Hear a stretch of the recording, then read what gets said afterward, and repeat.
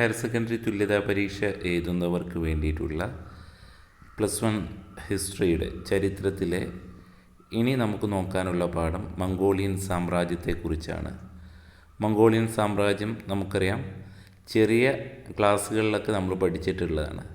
4ാമത്തെ ചാപ്റ്ററാണ് ഇനി നോക്കാനുള്ളത്. മംഗോളിയൻ സാമ്രാജ്യം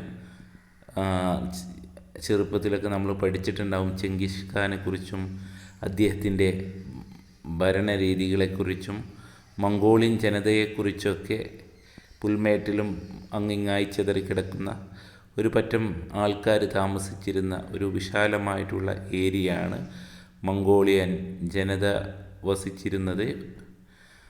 അവിടുത്തെ ഭരണരീതികളും അവരെ ഒരു ഭരണത്തിൻ്റെ കീഴിൽ കൊണ്ടുവരാൻ ചെങ്കിസ് ഖാൻ നടത്തിയിട്ടുള്ള പ്രവർത്തനങ്ങളൊക്കെയാണ് നമ്മൾ ഈ 4ാമത്തെ ചാപ്റ്ററിൽ പഠിക്കുന്നത്. വളരെ സിമ്പിളായിട്ട് പഠിക്കാവുന്ന, അഥവാ പെട്ടെന്ന് തന്നെ നമുക്ക് മനസ്സിലാവുന്ന രീതിയിലാണ് ചില മംഗോളിയൻ സാമ്രാജ്യത്തിൽ ചെങ്കിസ് ഖാൻ നടപ്പിലാക്കിയ രീതികൾ, അതുപോലെ തന്നെ ചില സംവിധാനങ്ങളെക്കുറിച്ചൊക്കെയാണ് ഇതിൽ മെയിനായിട്ട് പഠിക്കുന്നത്. മംഗോളിയൻ സാമ്രാജ്യം ശക്തമായിട്ടുള്ള സാമ്രാജ്യമായിരുന്നു ചെങ്കിസ് ഖാൻ. ഇതാണ് ചെങ്കിസ് ഖാൻ. ചെങ്കിസ് ഖാൻ്റെ ഭരണരീതികളും മറ്റൊക്കെ ഉണ്ട്. ഇത് ഇമ്പോർട്ടൻ്റ് ആണ്. മംഗോളിയൻ സാമ്രാജ്യം സ്ഥാപിക്കുന്നതിന് ചെങ്കിസ് ഖാൻ വഹിച്ച പങ്ക് വിശദമാക്കുക എന്നുള്ളത്. പിന്നെ ചെങ്കിസ് ഖാൻ്റെ ചില ഭരണ സംവിധാനങ്ങളൊക്കെ ഉണ്ട്. അത് ഇവിടെ കൊടുത്തിട്ടുണ്ട്. ചെങ്കിസ് ഖാൻ്റെ ഭരണ സംവിധാനങ്ങളെക്കുറിച്ച്. ദെൻ ഇതിൻ്റെ ഒരു റിവിഷൻ നോട്ട് വെച്ചിട്ടാണ് നമ്മൾ സാധാരണ ക്ലാസ്സുകൾ കൊണ്ടുപോകുന്നത്. അതുപോലെ തന്നെ റിവിഷൻ ക്ലാസ് +1 റെഗുലറായിട്ട് പഠിക്കുന്ന വിദ്യാർത്ഥികളുടെ നോട്ട്സ് വെച്ചിട്ട് നമുക്ക് ക്ലാസ്സിൽ തുടങ്ങാം. അപ്പോൾ 4ാമത്തെ പാഠം, ഹിസ്റ്ററിയിലെ 4ാമത്തെ പാഠം.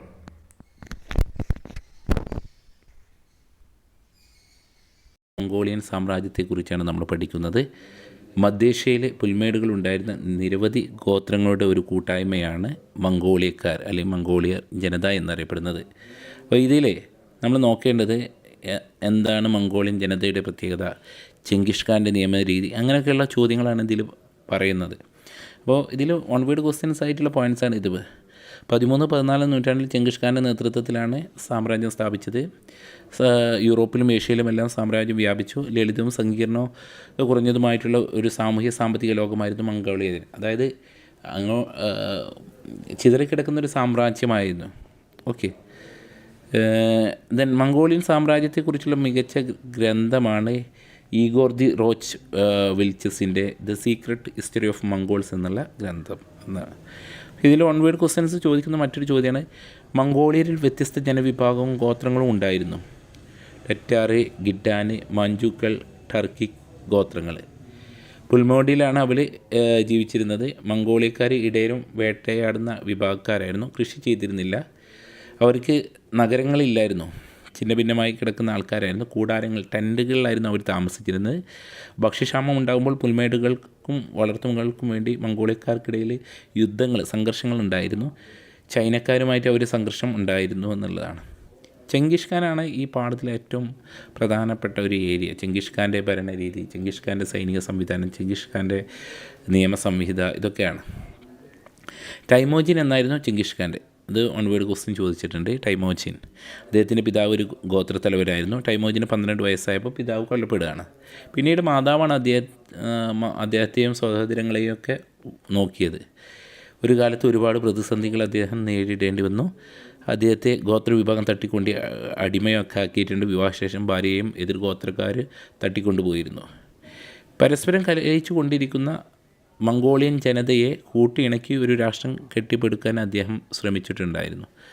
മംഗോളിയക്കാരുടെ ഏറ്റവും പ്രധാനപ്പെട്ട നേതാവായി നമ്മുടെ ചെങ്കിസ് ഖാൻ വളർന്നു എന്നാണ്. എതിരാളികളായിട്ടുള്ള മംഗോൾ ജനതയുടെ അദ്ദേഹം പരാജയപ്പെടുത്തി മറ്റുള്ളവരുമായി സമാധാനം സ്ഥാപിച്ചു. തുടർന്ന് അതുപോലെ തന്നെ ഖോറസം, റഷ്യ, അഫ്ഗാനിസ്ഥാൻ, പേർഷ്യ, സിന്ധ് എന്നിവയെല്ലാം അദ്ദേഹം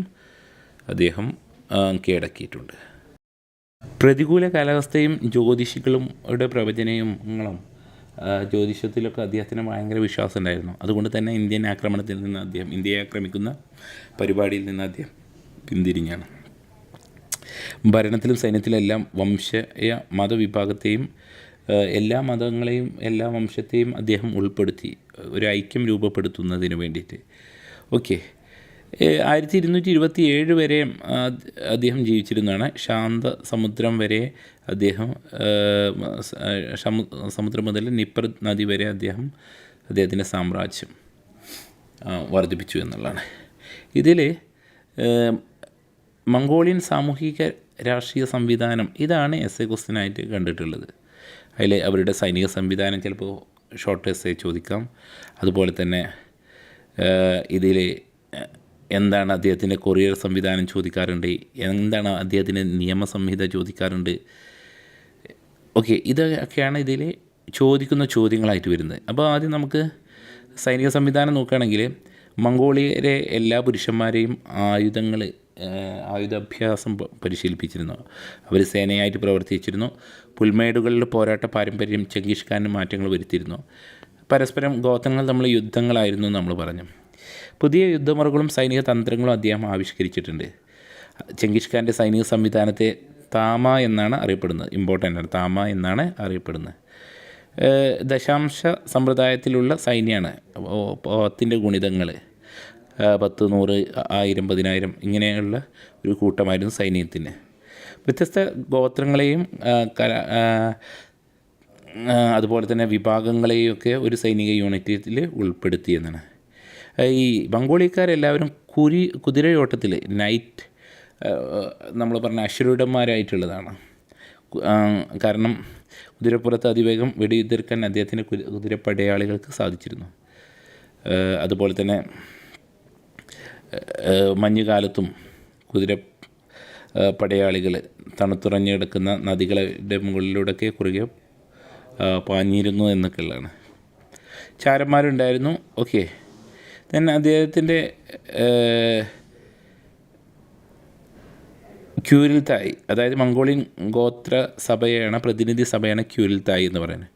1206 അസംബ്ലി ടെമൂജിൻ മംഗോളിയയിലെ മഹാനായ ഖാൻ ചെങ്കിസ് ഖാന് ഇതായിട്ട് then oceanic Khan, Genghis Khan എന്ന പേരുകൾ അദ്ദേഹത്തിന് നൽകിയിരുന്നു. ഖാൻ എന്ന പദത്തിൻ്റെ അർത്ഥം നേതാവ് എന്നർത്ഥം. ദെൻ യാമ സിസ്റ്റം, നമുക്കറിയാം മംഗോളിയക്കാർ വിഭജിച്ച് കിടക്കുന്ന ആൾക്കാരാണ്. അപ്പോൾ അതുകൊണ്ട് തന്നെ അവർ തമ്മിലുള്ള ആശയവിനിമയത്തിന് വേണ്ടിയിട്ടാണ് യാം